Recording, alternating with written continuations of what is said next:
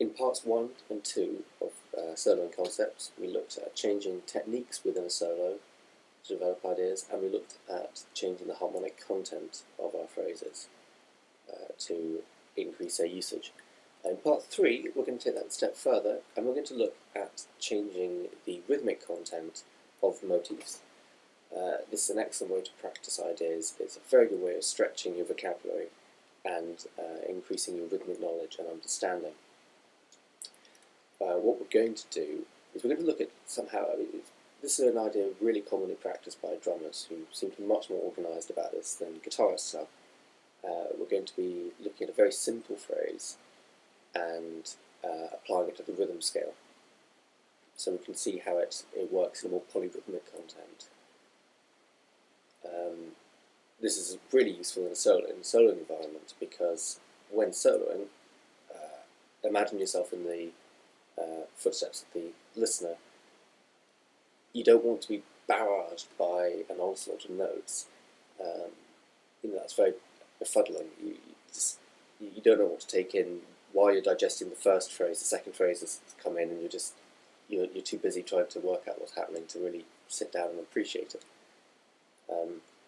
Using these ideas, what we can do is take very simple cells, very simple motifs, and develop them. So there's still a thread of continuity weaving throughout the solo, which gives the listener a chance to grab onto something to relate to. And so if we can introduce these elements into our practice, we'll get used to doing them sort of subconsciously. And so when we're improvising in the heat of the moment, we can hopefully come up with some more interesting, relevant ideas that should be more listener-friendly than just pulling out our wildest string-skipped arpeggio ideas.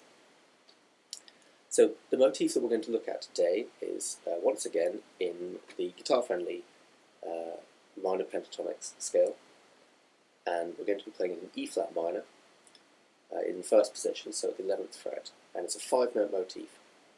We're going to take this motif and we're going to sequence it across the strings, as we have done in previous examples, and we're going to be playing it with hybrid picking. Of course, you can play it whichever way you want, but again, the motif in question isn't the point of the exercise.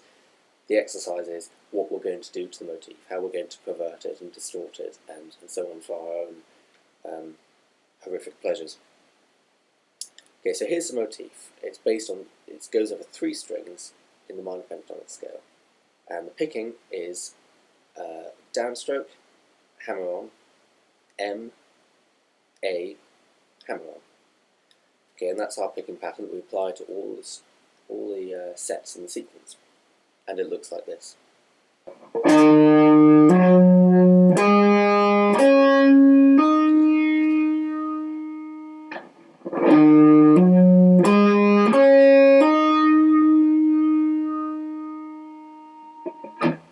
And here it is applied in a sequence across all the strings, ascending.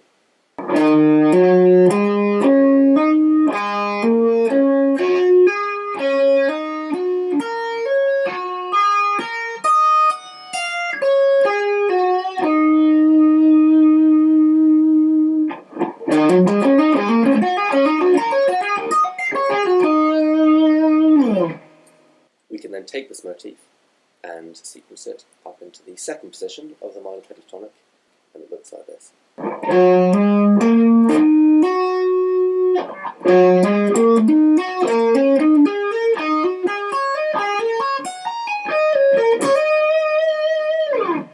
Now what we're going to do is we're going to take this idea and we're going to run it through the rhythm scale. Now the rhythm scale is an ascending series of subdivisions that we can apply to a set of notes. Okay, the notes themselves remain completely constant, but what we're going to do is, by changing the subdivision, the placement in the bar, their placement in time, is going to change, and it's going to radically affect the sound. Drummers like Vinnie Colaiuta, Virgil Donati, Gavin Harrison, those guys are just absolute masters at completely eluding our expectations. It's an excellent way of creating excitement and tension in your playing. So what we're going to do is we're going to start off with 2 notes per click. We're going to be playing in 8th notes. Then we're going to be doing triplets, so 3 notes per click. Then 16ths, 4 notes per click. Then quintuplets, 5 notes per click. Then sextuplets, 6 per click. Septuplets, 7 notes per click. And 30-second notes, which would be 8 notes per click.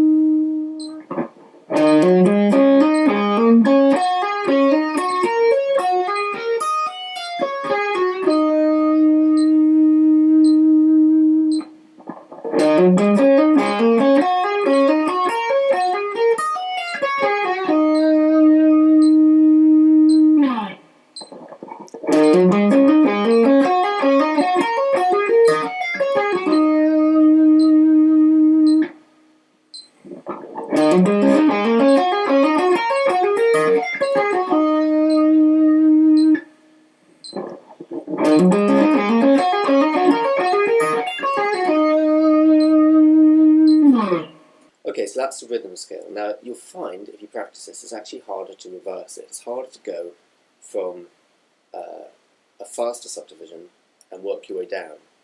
Okay, we have a natural tendency to rush. So this is a very good way of building it up into your muscles and into your mind. It's very important you can hear these subdivisions as well as play them.